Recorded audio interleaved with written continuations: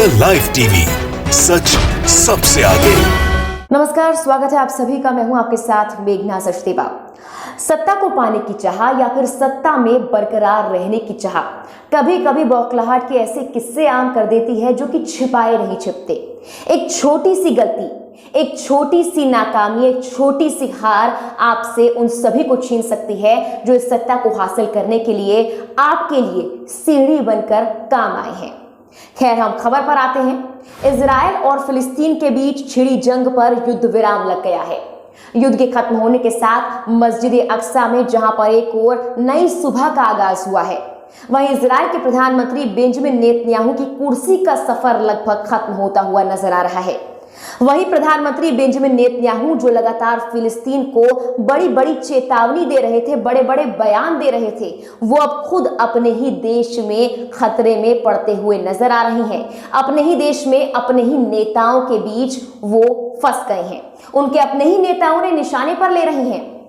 युद्ध का आगाज दोनों देशों में से किसी ने भी किया हो, लेकिन इजराइल के प्रधानमंत्री बेंजामिन नेतन्याहू ने युद्ध को लीड करते हुए ये कई बार कहा था कि जब तक लक्ष्य की प्राप्ति नहीं होती, हमला जारी रहेगा। हालांकि इसी युद्ध विराम के बाद बेंजामिन नेतन्याहू की कुर्सी डगमगाने लगी है। यह नेतन्याहू के लिए डबल झटके जैसा है। डबल झटका ऐसे कि पहले तो इजराइल में इस युद्ध विराम के बाद जो संदेश गया वो ये है कि प्रधानमंत्री सरेंडर कर चुके हैं, मतलब कि फिलिस्तीन के आगे इजराइल ने घुटने टेक दिए हैं और फिलिस्तीन ने इसे अपनी जीत करार दिया है, अपनी कामयाबी बताया है।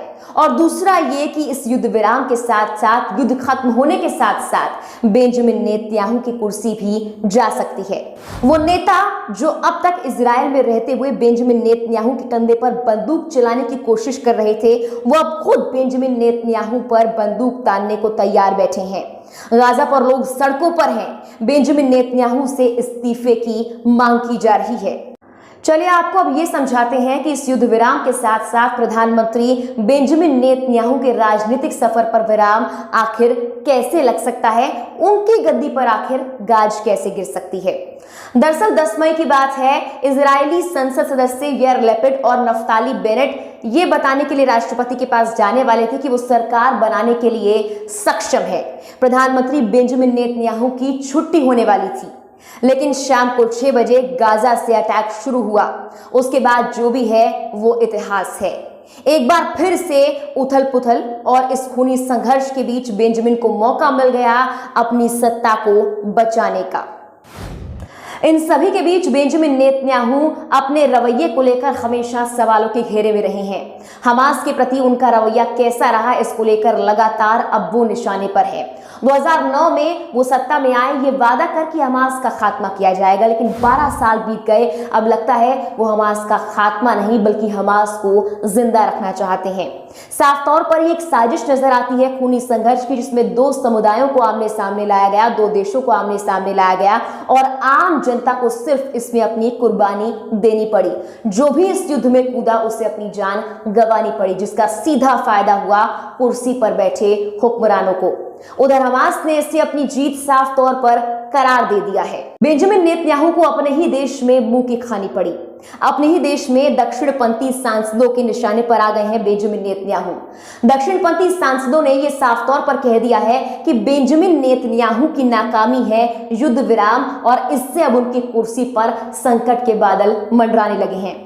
सिर्फ इतना ही नहीं, युद्ध के दौरान भी यूएन में सऊदी अरब की 2 टूक इजराइल को सुननी पड़ी थी और खाड़ी के 6 देशों में इजराइल के खिलाफ सबसे ज्यादा मुखर था सऊदी अरब।